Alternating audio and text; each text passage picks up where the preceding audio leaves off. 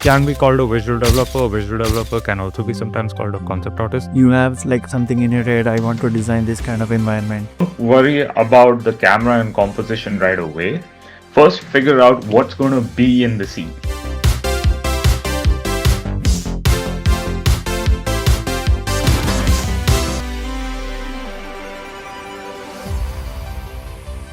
Hello artists, Behind the Pixels is a show where we talk about the art creation for video games.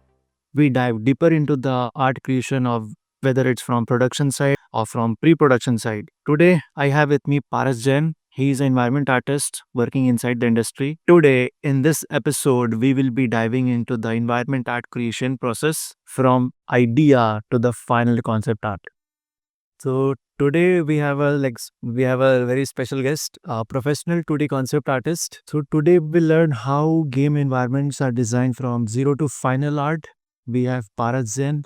He has been doing environment concept art for more than 10 years. Yeah, thank you for having me, man. Been doing concept art for quite some time, like as you've mentioned. Most of my uh preference has been video games, a little bit here and there for animation, TV shows, kind of thing, but like mostly for video games. It's been fun. It's been a fun journey. Like just making mostly environments. I do character because concept art is a little between they tell you that you have to do character as well as you know like there's no like fine bridge between you need a specific character artist or environment artist. Then that's pretty much how I would describe myself as like yeah. And uh, whatever else I can like provide as information and anything that people want to get into like in concept art and stuff like that. Yeah, that's how we can start with. So yes, I have total amount of 8 questions I will ask you. And first of all, I will go with, can you tell us what an environment concept artist actually does in movie or a video game? Like what's Sure. their main job? So to summarize, if I was to say it in a sentence, um, you as a concept artist are the creative person to make or vision the idea that could be a form, it could be functional in whatever that shot for a movie or a you know game could be, whether it's environment, whether it's character, whether it's anything else that's in between that, anything that's supposed to be interacted with. And as a concept artist, you are visually designing all of that and providing it before the studio who's working on on that project spends a lot of money to make that asset or environment or character or costume, whatever it may be. So yeah, that's like a brief in what a concept artist does. A visual designer, you could say, for films and games. Yeah. So like who actually design those environments for the production lead? Yeah. So the most Keeping the artistic and technical stuffs in mind. correct. So we mostly fall into pre-production. That's the term that's widely used. Uh, Concept artists sometimes can be called a visual developer. A visual developer can also be sometimes called a concept artist. There are two job frames when it comes to movies. In games, it's mostly concept art, just concept art. I don't think they use visual design or visual developer in games, but they are one and the same to quite an extent. Few differences here and there, not very important. However, um, the technical aspect is true. A concept artist is not just creating an idea, but also creating an idea that could be functional, that could actually work. If I am just simply creating an idea that will not be used or will not be useful to the project, whether it may be a movie or a game, it will not work, or it will not be like the people in the project will not be able to use it, right? So you have to think on the technical standpoint as well, like what are the limitations and all the other things that a concept artist. Um, yeah, but design first, and then comes a little bit on the technical side. It's not technical first and design second, you know. So yeah, that's So that. Therein like initially, you will be calling as yourself as an artist, but when you are working inside the industry, so you will be called more like a designer. yes, yes, that is precisely how it works. So like after the idea, when you have an idea and you have like something in your head, I want to design this kind of environment. So after the idea is decided, what's the next step? Do you collect references like photos or movie references or other game references? Um, there will be references from games. There will be references from movies. Yes. They do fall more as references as inspiration, but not references as like references that I would use to design something. A lot of the references do come from real life photographs, or it could be like just you being present in that life space. You look at references from life. The reason for that is a lot of technicality in life just exists because that's just how nature works. So when you look at references from life, when I say life, I don't mean by just nature. I mean by real life cases of engineering, right? Especially if you are like, take an example, you have to design a vehicle or you have to design some kind of a machine, right? You would look at engineering, right? You would look at engineering because engineering will explain you how things work. Or like if you're looking at a building, you would be like, how did the architect work on that, right? How did the architect design that? So you at that point, you kind of you try to step into the other profession's shoes to understand what they did, reverse engineer that thing. And that's the part where you're actually referring, right? That's the reference you're collecting. So you refer to that, you build the reference around that. You have games and movies and all the other things that come from pop media, pop culture. That stuff is more like your inspiration. I'm not saying not to do it, but like that is also important, equally important. And that is more like inspiration and trying to understand what others have done, right? So a lot of reference collection in a nutshell is a mix of both real life as well as other games and media. But a lot of it is also you understanding as a designer how it was done, like reverse engineering the whole thing and how it was done and how do you actually build it. That's pretty much how reference collection works. So like after when you have collected reference, like what's the because there is a tons of details going inside the environment and the reference. So Right. what's the main thing you can see in that reference? What the main thing you can utilize it? Not in a copy way, but taking inspiration from that. You would be looking at shapes, like simple shape language. You would be looking at how whatever that reference is of how it functions, or what does it do, what's the purpose of it. You would also be looking at the design aspect of it. And when I say design is a very broad sense of saying it, but more like what was used to build it, material, you could say. Or how does that texture give the feel of it? The overall aspect of what that object or the reference object makes one feel. Like there's an emotional connection as well, because that comes from the artist standpoint, right? A machine could be something that's cold and scary, but at the same time, this another machine could be warm and happy, right? The example could be is like you've got Baymax from Big Hero 6, Yeah. right? He's a robot, but he is like looking at him, it feels so friendly. It's so like, oh, that's such a happy little robot. Like, he's playing to beat us. Yeah, Language. exactly.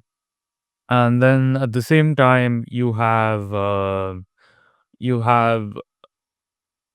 maybe some other evil machine, right? It could be like Megatron from Transformers, right? He's an evil guy. Like, I mean, actually, he's basically the antagonist. So he's an antagonist. It's shaped with hard edges. Yes, Yeah. exactly. So it's shaped with hard edges and the whole color, mood, ambience of that. But both are machines, but they are like in different settings, and they give off a different feel and understanding to the person who's viewing it. So all these aspects, you put them together to create whatever you want to design in a concept, right?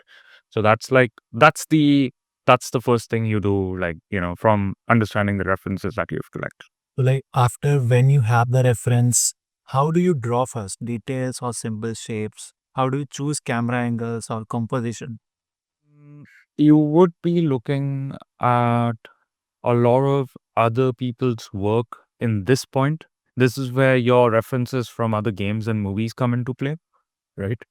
You look at how they have done a camera of a certain shot, how they have done, uh, you know, how they have planned their color palette, how they've planned their um, design in terms of mood, in terms of lighting, in terms of all of the mentioned, right?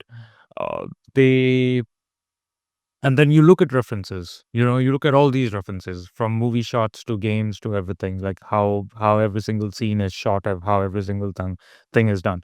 You sometimes you also would go into the aspect of like understanding what camera was used. Right. It's not very important all the time, but like once in a, mm, every here and there, you would prefer how to, like, especially if you're doing a cinematic shot, right? You would actually want to know what the camera is being used because it gives you an idea of what those lenses are and all that stuff. But again, that's like the extra in-depth detail of it. But that would be my first step after planning the shapes, after getting the references. My following step for understanding composition would be like literally referring more to all the other references that you've collected from games and movies and understanding what they have done in composition. Are we going to copy that? Are we going to do it a one-to-one shot? Are we going to do, I'm not saying like copying the entire scene, but like more like copying copying and understanding how that scene was shot, the camera, not what is in the scene, is what I mean. Um, and obviously not copying any other animations. We don't do that, right? But like, just understanding how that scene was shot, right? Why the angle was used the way it was used. Like, why was, let's just say if you're doing it for games, you have a cinematic shot that goes into a like a playable shot, right? So there's a cinematic shot, the camera is panning around the character is saying a few words, some important scene's going to happen, and then it's a third person shooter game, so what will happen is the camera will go behind the character, right? So what is that transition that goes makes the character, like, if the character is here, the camera is here in the front in the start, and then it goes all the way back, and then from that point, it automatically, the camera just remains still and it switches into the game camera. And then you'll see all the interface coming in. That means, now you can control the character and you can play. So why has a person done this? Why has that game done that? Those are the things that you start looking at in terms of composition and figuring out how you're going to direct your own composition to for a specific shot. If you want something new, you can do that. It's totally open to like coming up with ideas. But like the question is, will it work? Will it not work? Those are the questions you would ask yourself. But yeah, that's what I would do next. So some artwork I would love to show as examples for like what I want to do with references and how I take it forward, right? In composition and all the questions you've asked just now. Firstly is the references, right? This is one case example where I am like creating a reference of like what I want to make as an environment, and I mentioned like, hey, look, this is going to be a museum um, of whatever this environment is going to be like, and I'm planning out, okay, what is the art and culture, what is the soldier equipment, fashion, how it's showcased. Of course, that is also equally important. The notes I make around this, right? And then from there, I keep building up my reference sheet, right? This is something I want to show. Like, because you build up your reference sheet, you figure out what you want to make, right? And I look into the interior designs of the place. And then I go even further and like, break down the nitty gritty of the interior designs. Like, what are the props inside it? How does the ceiling look? How do the wall, roof, and any artifacts that will be on that will look like? What about, like, this is an interior for some throne room, right? So, what about the king's throne? How do the people sit there? All that stuff, right? You would start planning that out, right? And from then on, you actually plan the composition. And this also leads to the sketching, right? So you plan the composition. How is the scene going to be? So I do a flow plan first, right? This is the first part. First, the flow plan. Don't worry about the camera and composition right away. First, figure out what's going to be in the scene, right? Figure out what's going to be in the scene. Figure out what's going to be, what are you going to use? And then decide how you're going to place the camera. You can do it together, but that doesn't mean you always have to do it together, is what I'm trying to say, right? So figure out a flow plan. You can see these sketches are very rough. They don't have to be clean. No one's going to see them. It's only for you, right? And then from there, you can actually break it down further to understand what you want to make. So this is a pure concept case example of how you would initially start your sketch and plan the things that you want inside it, right? Here, I'm not worried about my camera right now. I'm just worried about what is going to be inside it, right? This is the first step in everything, right? Similarly for all these shots. Here is where I'm starting to think, okay, now how am I going to place the camera? That's where I said, like, there's a ground shot here, right? So that's the first aspect of understanding sketching. And then the prop design, like certain smaller props design you want to make. But a lot of the cases, you will in your work, right? This is the part where, you know, an art director will probably come at you and say, like, hey, but I want to see the overall picture, right? So what we do, okay, in sketching, we sometimes do a blockout. It can be in 3D, it can be in 2D. I do use 3D quite often, so because it's just a little relatively faster for certain things.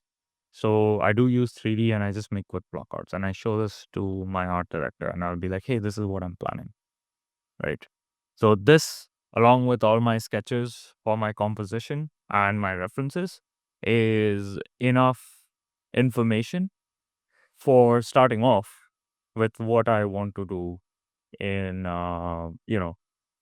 camera angle, composition, sketching, um, all that stuff. Doesn't end here, but of course, but this is the start. So, on top of this, just one question. When you are planning the camera angles, so do you work in a collab with the game director to plan the shots and all? Yeah, absolutely. A lot of the times I'm working very close to the art director and the game director. Game director, not so much. Game directors can be people who might be working on game mechanics of the game, right? So they probably will not be working with art that much, but an art director normally is solely responsible of handling direction and visual aspects. So we mostly, if you're a concept artist and you're not an art director yet, you're probably working under an art director, and the art director is going to be guiding you on how I want certain shots to look like in terms of color, in terms of mood, in terms of lighting, and all that stuff, right? So that's the main person you'd probably be working with. And this, the amount of work I just showed you, is probably the start, or most of the time this is what is expected, is enough for an art director to understand what you're trying to get. So after like gathering references and all, so after the rough sketches, how do you decide the color and lighting? Is lighting used to guide the player's eye or Yep. just of sake of beauty? uh Lighting can work in both cases. You are right in both.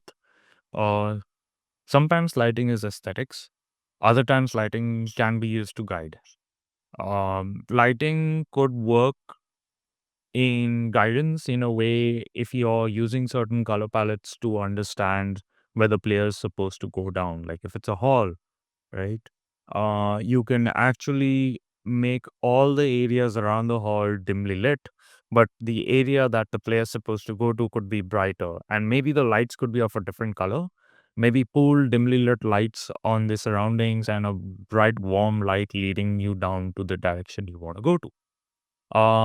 It could be a magical case, floating orb that is just, going in front of you kind of thing. Yeah. So those are the ways lighting can work.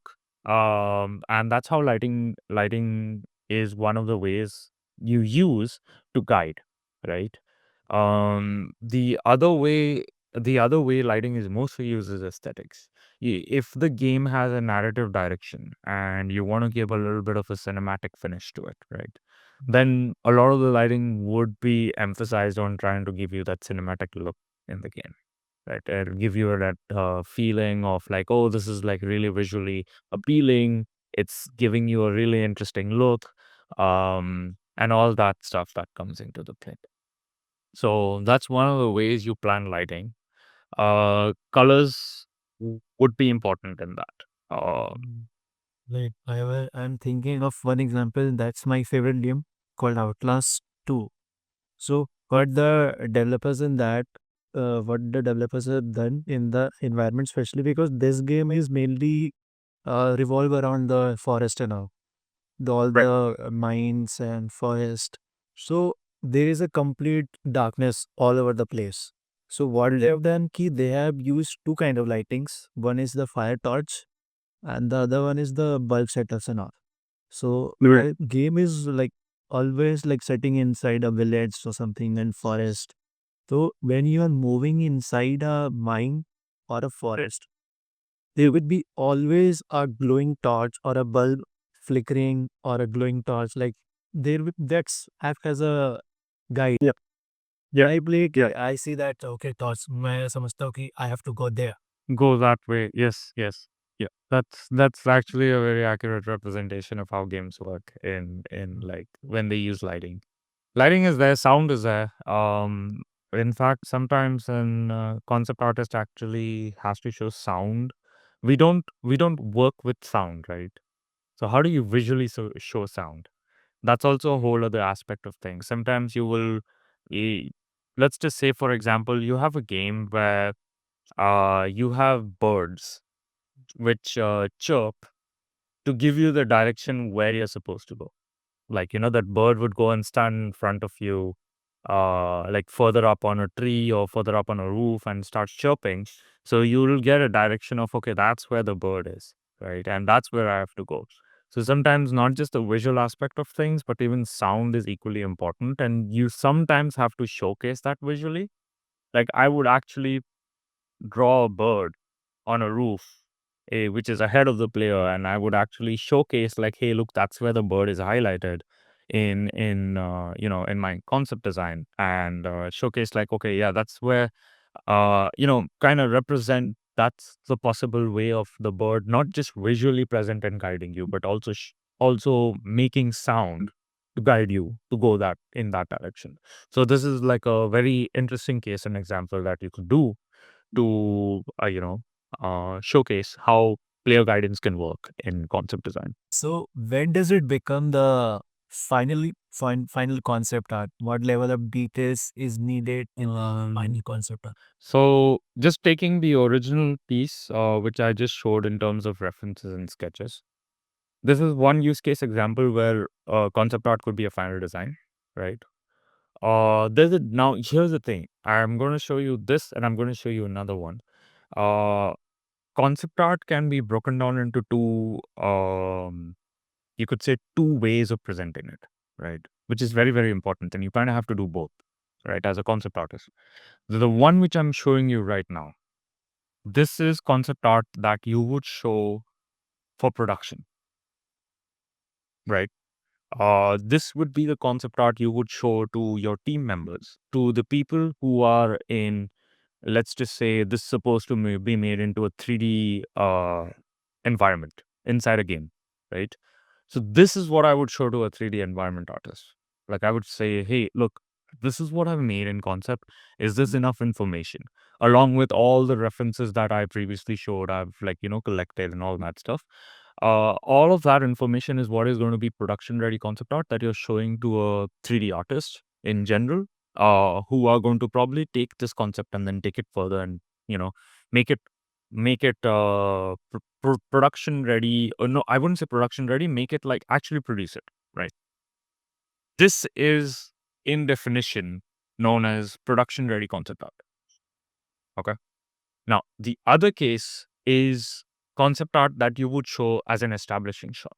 So I'm showing you another project altogether, right? And in this case, this would be concept art that's an establishing shot.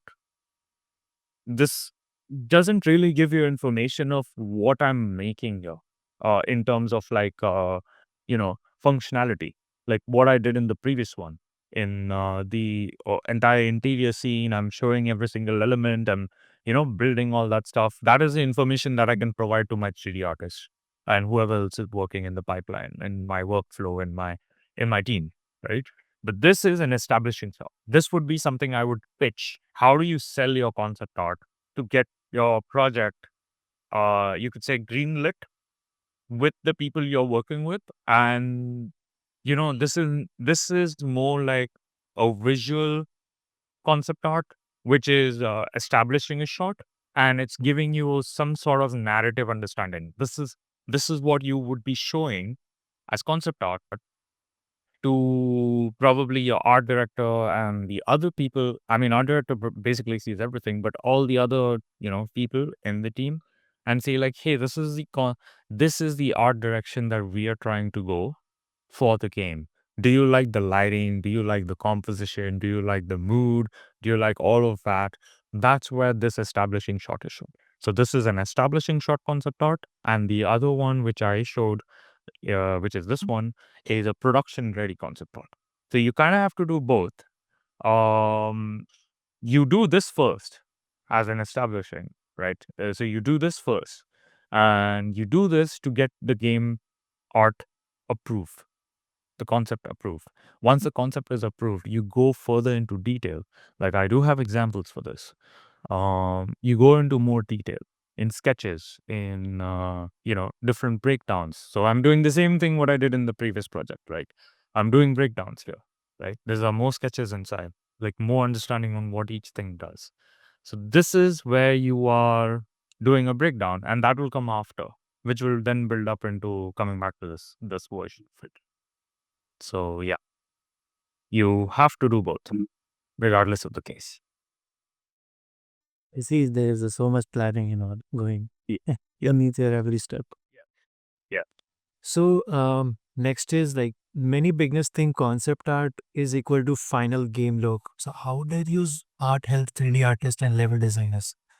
So not all concept art has to be complete. One of the major key roles there. This is why I just had that breakdown explained. Establishing concept art, production ready concept art. Establishing concept art kind of looks like a finished illustration. It really does. It looks like a concept art that would dictate the narrative behind it. I'm repeating myself again, sorry.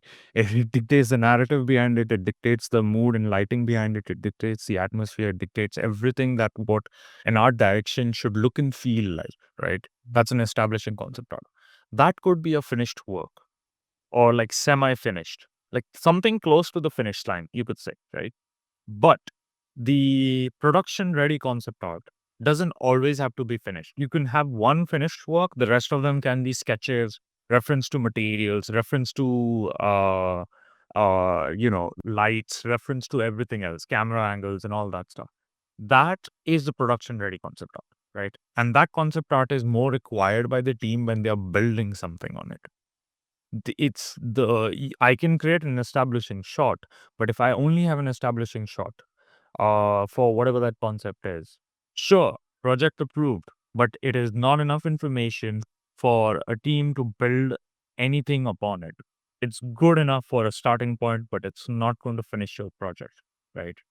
So that could be when you have a production ready concept art, you just have one concept which is kind of finished in detail. The rest of them are parts, which could be sketches, references, or anything that works for you to pass the idea in concept art. So those are the things that you would be functioning um, as a team to showcase, um, you know, the design aspect in concept art to, like, to get the work done, to get the project done. So that's how I would break it down. Next is like, what are the biggest mistake beginners make while designing environments? Like what you see that beginners are making these kind of mistakes. Who would, at least from what I've seen, they try to do too much. Concept art genuinely can be overwhelming, especially if you're making environment. When you are starting off, the chances are you're going to try to put in a lot in your environment. You don't need that much. There's a reason why we have art rules. Like, in concept design, we have like big, medium, small. We have value rules like dark, mid-tones and light tones, like very bright tones, and all that stuff. Like we kind of divide it and we kind of simplify it. The reason we do this is because we don't want to draw too much, where you end up making something as a project and you can't finish it. That's very, very important. So if you are working on a concept art for any project, especially if you're a beginner and you are not someone who's working with an art director, but you're still working, you don't need to draw a lot. Um, Draw just what's needed. That's the biggest takeaway, I would say. Draw only what's needed. Draw only enough, just enough information that is actually going to be used, and just, clear out everything else that is not needed. Because in a single piece, you may fill the entire piece with like 100 different objects, but the question is, are all 100 going to be used or not? If you're just going to use 5 from the 100, then what's the use for the rest of the 95 objects? It's not needed, right? You don't need it. So if you don't need it, why are you making it, right? So that's probably something I would say for like a beginner concept artist. Like, like, slow yourself down, think, what do you want to make, and don't try to make everything. So this is the last question. If someone wants to start environment art, how Yeah. you can start it, what to study and practice? Drawing, fundamental drawing, like just understand how to draw on pencil with a pencil and paper. Or you don't need some fancy tools. Just understand your perspectives, the basic stuff, anatomy, making how to make small stuff. Just start with that, right? This is going to be your first step into actually studying and like practicing. And in today's times, I would recommend a concept artist also to learn like basic 3D. You don't have to know modeling in very detail because that's not your job. That's a 3D artist's job. But do understand how to work with 3D art. It's going to help you. It's going to help the 3D artist as well. Basic texturing. How do you put textures on a model? How do you use lights in a 3D software? Do learn those stuff. It's good to have that knowledge. So do definitely learn that stuff. But your core foundation is drawing. If you know how to draw, you're probably going to be very good at doing a lot of things because drawing is going to help you with all the things we have just spoken of. Composition is going to help you improve your sketching. It's going to help you improve your, uh, you know, everything that comes in foundation skills, right? So, someone who especially wants to start environment, perspectives are a must. Please learn perspective. You don't have to be perfect. Yeah. Yes, it is. You don't have to be perfect at it, but be good enough that it looks nice, right? I call it the rule of cool, right? It's just make it look cool. Like, it doesn't have to be the best. It's completely fine. You don't have to be the best artist there is to land a job. You just have to be a good artist, like good core foundation skilled artist. So if you can pull that off, I think you should be fine. More than enough in more than enough practice to land you wherever you want to be. So that's it. These were the questions. And I hope those who are beginners and those who are watching this video, they have gotten enough clarity. And I hope you got a complete understanding of the environment art process which goes inside a movie or a game. So today we learned how a game environment is designed from the idea to the final art, the story, reference, sketch, colors, the final art, and then the game integration. Thank you so much, Thank you Paris, so much. for Thank you so much. Thank you for having me. Yeah.